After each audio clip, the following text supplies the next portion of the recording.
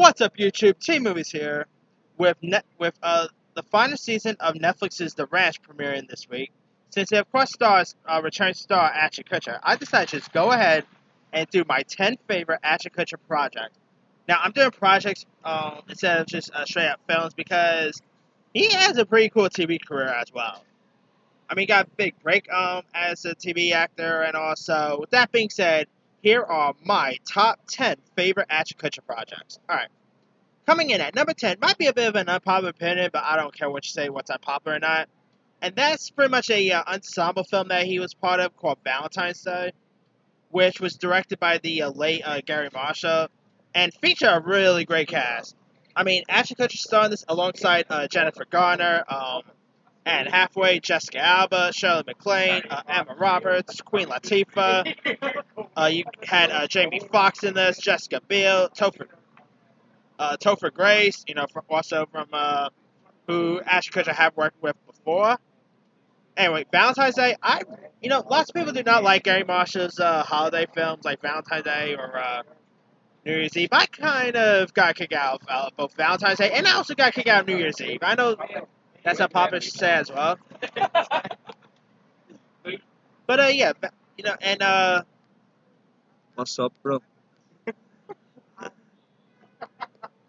anyway, sorry about that, guys. Alright. As I was saying, now, Valentine's Day, it's a nice... Valentine's Day was a nice rom-com. I mean, you had lots of pretty cool storylines that takes place during Valentine's Day. One of the storylines, of course, included Ashton Kutcher, who plays this florist who at first ended up getting engaged to Jessica Alba's character, but he ends up but after that he ends up falling for this school teacher played by Jennifer Garner, who of course Ashton Kutcher and Jennifer Garner has worked together a couple of times, and he of course ends up breaking off with Alba and tries to woo Garner and all. My favorite scene has got to be the school scenes with Kutcher and Garner in it. I really think that Ashton Kutcher and Jennifer Garner both had really good chemistry with one another. And, yeah, I mean, if you guys haven't seen Valentine's Day, it's not that bad as critics make it out to be. Like, the film got slaughtered when it got released. I think it has maybe like a 20 or... I know on Rotten Tomatoes it's like in the 20%. But if you guys haven't seen Valentine's Day, it's not as bad as critics make it out to be. Alright. Coming in at number 9 is actually a little cheating because it's not really his film. And he doesn't really have that much to do in it. But it's actually my number 9 pick. I'm going with 2003's Cheaper by a Dozen. Now, Ashton Kutcher, granted, Kutcher doesn't really play like a big part in Cheaper by a Dozen. He pretty much plays the oldest daughter's boyfriend, and he's kind of a douchebag to her brothers and sisters and all. And so when he comes for a family gathering, there's literally a scene where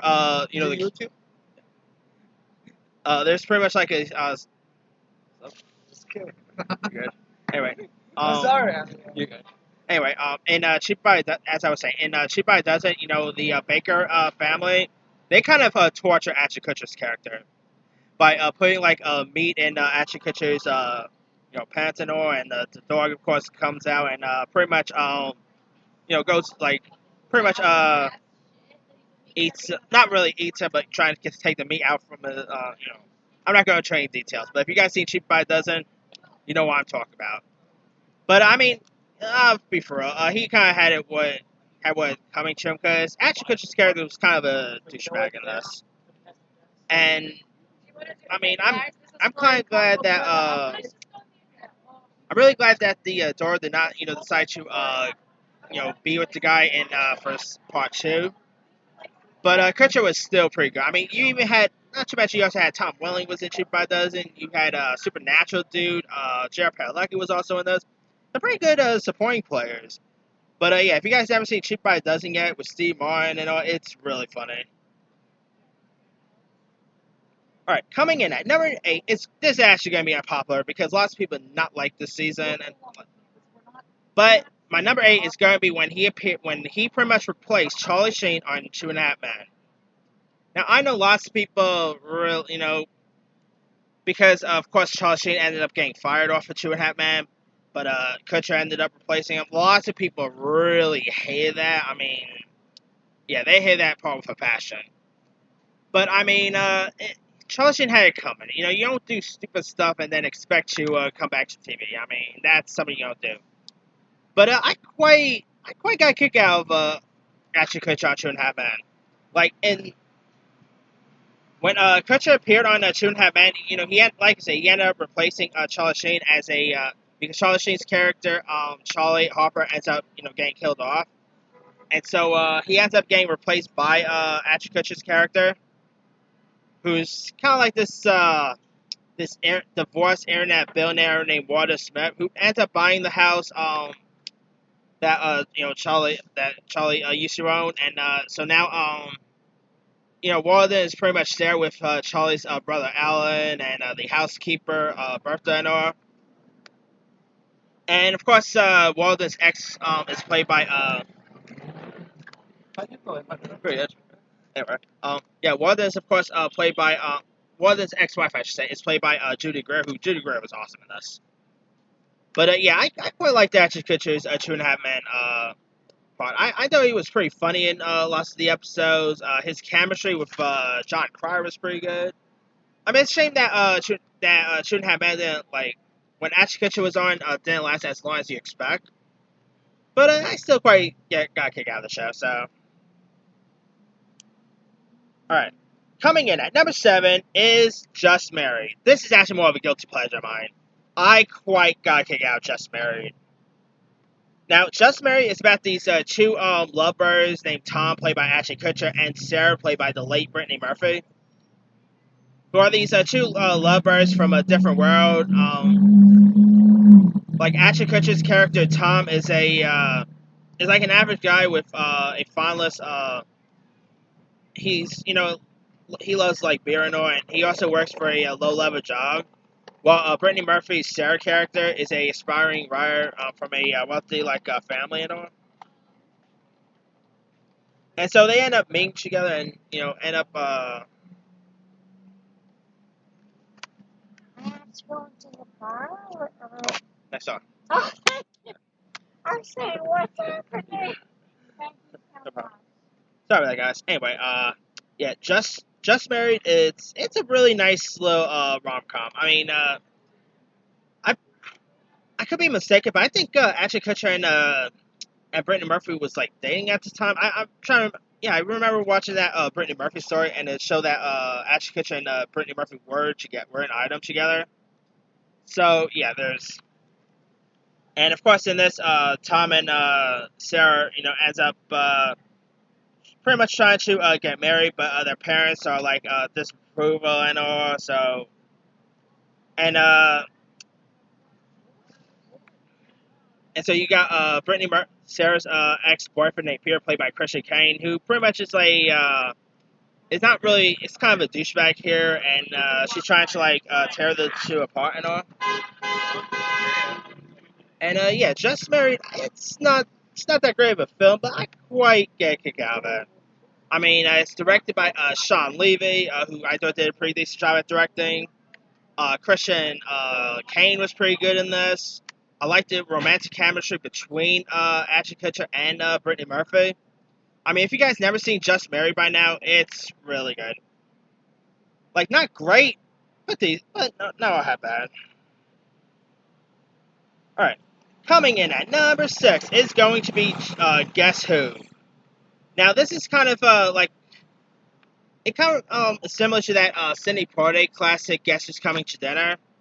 And in the film, it stars Zoe Saldana as this young woman named Teresa, who's pretty much about to introduce her father, personally played by Bernie Mac, to her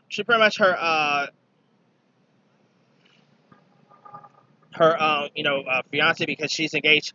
Zoe Saldana's character Teresa is engaged to this white man played by Ashton Kutcher. So she's about to like go and introduce Kutcher's character to to her family and all. And her dad's, of course, played by the aforementioned Bernie Mac. And so, like, so Ashton Kutcher is trying to, like, make a first impression as well. There's that, too. And it doesn't go great at first, but, of course, down the line, it goes pretty well. I mean, guess who is also kind of a guilty pleasure of mine? I really like the dynamic between both Ashton Kutcher and Bernie Mac. I thought those two were like either Ashton Kutcher and Bernie Mac were both great here. Zoe Saldana was pretty decent. Like the dynamic force between like the interaction and back and forth scene between Bernie Mac and Ashton Kutcher was pretty funny here. Like, yeah, if you guys never seen Guess Who, it's a really funny little flick. Been a while since I've seen that though. Alright, coming in at number 5 is a TV show that Ashton Kutcher starred and was a co-creator on.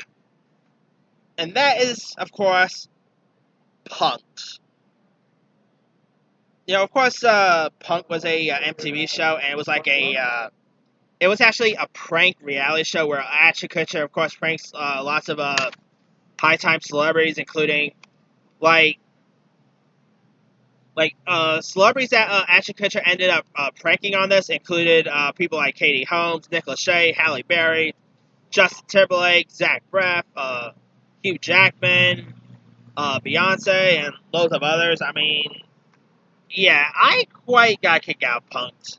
It's actually probably one of MTV's best shows there was. I mean, it was a pretty cool. It was pretty cool to see these celebrities get like punked on, and like these celebrities think like they're in trouble and whatnot, but it turns out that they're being pranked. And Ashton Kutcher, co-hosted it. He just hosted it, and he was a co-creator of it. I quite liked Ashton Kutcher's hosting gig on this. It was also really funny to see these celebrities' faces when it turned out that they got punked. I mean, Punk'd, it's pretty good. If you never really got a chance to check out MTV's Punk'd, give Punk'd a go. It's really good, and I gotta say, I'll be down to see another revival or whatever with Ashton Kutcher returning. I'll say.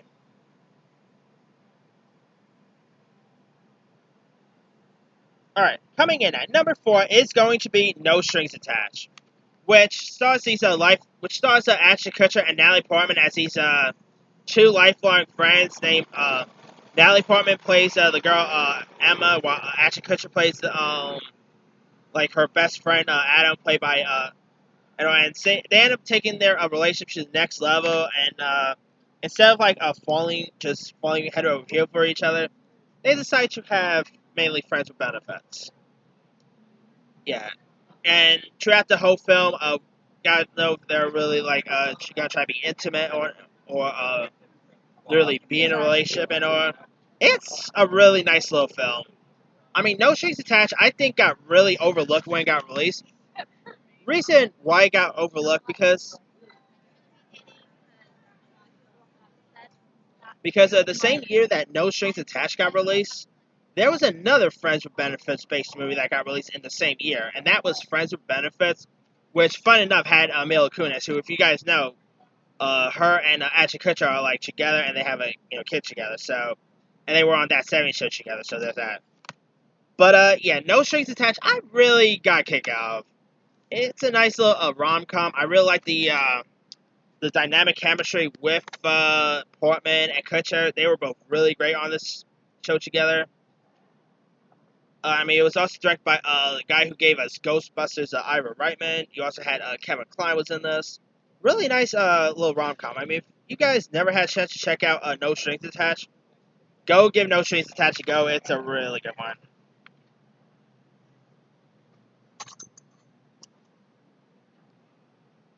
Alright. My number 3 pick. Alright. My number 3 pick, obviously, is probably the show that really put Kutcher on the map for most people. And that will, of course, be the classic TV sitcom, That 70s Show. I mean, that 70s show, you of course had Topher Grace as Eric Foreman, who's pretty much like this high school student who's growing up in Wisconsin in 1976 with his family and friends. And this show pretty much parodies many of the attitudes, events, and fads of the 70s, along with those like who pretty much grew up at the time and all. And a few interesting characters you got in this. You got Ashton Kutcher's character was named Micah Kelso, who's kind of like the bumbling idiot of the gang. Of course, you had Danny Masterson, who was, of course, Eric's best friend and an anti-establishment member of the group and all. Of course, you had Laura Prepon as Eric's longtime girlfriend here, Donna Pincody, who, of course, Laura Prepon you might know from from Orange is the New Black. You had Wilma Valderrama as the character Fez. He's pretty much like the horny for foreign exchange student of the group. Of course, you had Kurtwood Smith and Deborah Jo Rupp as the parents in this. I mean, not to mention Mila Kunis was also in this as the younger member of the group. I mean, that 70s show, it's not really like my favorite sitcom of all time, but I quite got a kick out of that 70s show when I first saw it. You know, the chemistry with all the group was all pretty good. The show had some really fun laughs. And I mean, it lasted for only like, I can't remember how many seasons it lasted for. I think probably about 10 or maybe more seasons. Can't remember the actual amount it lasted for. But that 7 show was still a pretty decent show. And I don't know if the show will actually work today. But I'll be down to see another, like a That 7 show revival. I mean, that would be cool to watch. And of course, the show gave us Mila Kunis and Ashton Kutcher, who are now like married together and they have kids together. So it took a while for them to actually be together, but yeah. All right, coming in at number 2 is going to be The Butterfly Effect. Now, this stars Ashton Kutcher as this college student named Evan Treborn, who's pretty much like afflicted with headaches that are so painful that he frankly blacks out and all. And so like Evan, while he's like unconscious, Evan is able to travel back to time to difficult moments of his childhood, and he can also alter the past for like his friends, including Kayleigh, played by Amy Smart, who was molested by her father, played by Eric Stoltz. So there's that too. And The Butterfly Effect is probably one of Ashton Kutcher's most darkest roles. I mean, this was kind of a weird... Like, when you think of Ashton Kutcher, you think of lighthearted comedies and all that. This was definitely not the Ashton Kutcher you're used to seeing. Like, this is not your That 70 Show Kutcher. This is not Just Married Kutcher or whatever. But it was pretty decent. I mean, it did follow up with a couple of sequels, which the sequels was not all that great.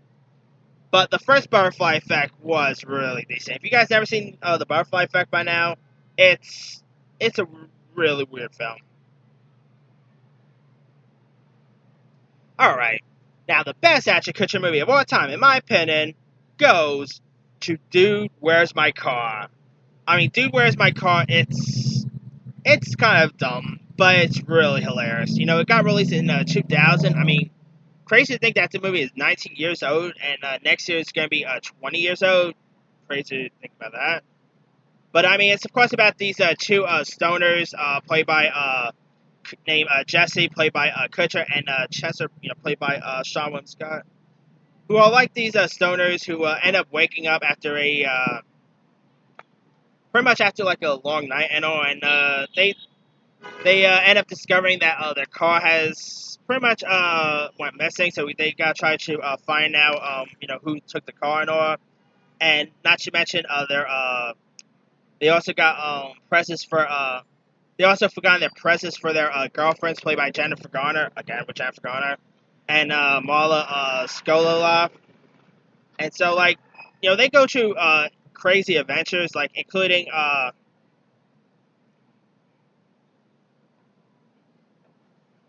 Like, a couple of the adventures they go on to includes, like, meeting these weird, like, these, hot girls as well. These, or I should say, they're actually strippers. They're aliens. They also deal with, like, a full bag of money. I mean, it's kind of, a weird little flick, and they like owe people lots of money as well. So there's that too. There's a funny scene with a drive-in with the and dancing with the Chinese restaurant. But yeah, if you guys never seen Dude, Where's My Car, it's pretty funny. I mean, especially for a PG-13 rated comedy, like you'll expect a movie like this that should be rated R, but actually it works pretty well as a PG-13 rated comedy, And yeah, if you guys, sorry about that, I should go back below. Anyway, yeah, if you guys never seen Dude, Where's My Car yet, with Kutcher and Sean William Scott, it's really funny. Kind of dumb, but funny. I gotta rewatch this movie again. It's kind of been a while since I've seen Dude, Where's My Car, but it's a pretty funny flick. Alright, that's pretty much it. Let me do the quick rundown. 10, Valentine's Day. 9, Cheaper by a Dozen. 8, Two and a Half Men. 7, Just Married. 6, Guess Who. 5, Punk. 4, No Strings Attached. 3, That 70s Show. 2, The Butterfly Effect. 1, Dude, Where's My Car. Now, there's a few other movies and TV that he's also done as well. I've seen The Ranch. That's a pretty funny, okay show. I quite got a kick out of The Ranch. There's also New Year's Eve he was pretty good in. Killer. Definitely not Killers. That movie kind of stunk. You remember the film with him and Catherine Heigl? Oh, God. There's definitely not Brothers Justice. That movie stunk. A lot like Love. Bobby he was pretty good in. Even though the movie wasn't that great, he was actually really solid in. And that was where he played Steve Jobs in the movie Jobs. He was really great in that. The Boss's Daughter with Tara Reid was not all half bad. But let me leave to you guys. What are some of your favorite Ashton Kutcher projects? Drop a comments below. Don't forget to like, subscribe, hit that bell for more notifications. This here, See Movie signing off.